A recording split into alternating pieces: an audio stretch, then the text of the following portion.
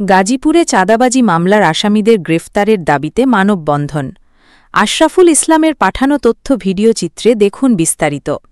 গাজীপুর সদর উপজেলা বিএনপির আহ্বায়ক কমিটির সদস্য ইসলাম উদ্দিনের বিরুদ্ধে চাঁদাবাজির অভিযোগ এনে মানববন্ধন করেছেন এলাকাবাসী।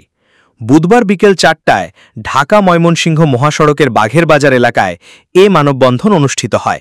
এতে প্রায় ১,০০০ মানুষ অংশ নেন।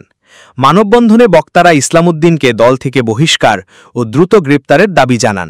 তারা অভিযোগ করেন, বাঘের বাজার সাফারি পার্ক সড়কের একটি অটোরিকশা স্ট্যান্ডে চাঁদা আদায় ও হামলার ঘটনায় ইসলাম উদ্দিন সহ ৫ জনের বিরুদ্ধে মামলা হয়েছে। এই ঘটনায় ভাওয়ালগড় ইউনিয়ন শ্রমিক দলের সাধারণ সম্পাদক শহীদুল্লাহকে গ্রেপ্তার করে কারাগারে পাঠানো হলেও ইসলাম উদ্দিন এখনও গ্রেপ্তার হয়নি। এলাকাবাসীর অভিযোগ, ইসলাম উদ্দিন দীর্ঘদিন ধরে অবৈধভাবে চাঁদা আদায় এবং স্থানীয়দের হয়রানি করে আসছেন। তারা দ্রুত তার গ্রেপ্তার ও দৃষ্টান্তমূলক শাস্তির দাবি জানান। মানববন্ধনে বক্তব্য দেন সদর উপজেলা স্বেচ্ছাসেবক দলের যুগ্ম আহ্বায়ক জসিম তাজ ও সাইফুল ইসলাম, ভাওয়ালগড় ইউনিয়ন স্বেচ্ছাসেবক দলের সাবেক সাধারণ সম্পাদক আমিনুর ইসলাম স্বপন, স্বেচ্ছাসেবক দল নেতা নাজমুল হাসান, রাকিব সরকার, সোহাগ হোসেন এবং ছাত্রদল নেতা তানভীর তরিকুল। এ সময় বক্তারা অবিলম্বে অভিযুক্তদের গ্রেপ্তার ও আইনের আওতায় আনার আহ্বান জানান। গুম করে হত্যার উদ্দেশ্যে তাকে মারধর করেছে।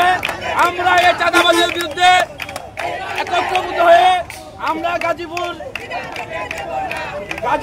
সদর থানা আমরা একটা স্বেচ্ছাসেবক দল প্রতিবাদ করে দেলোয়ারবাদী হয়ে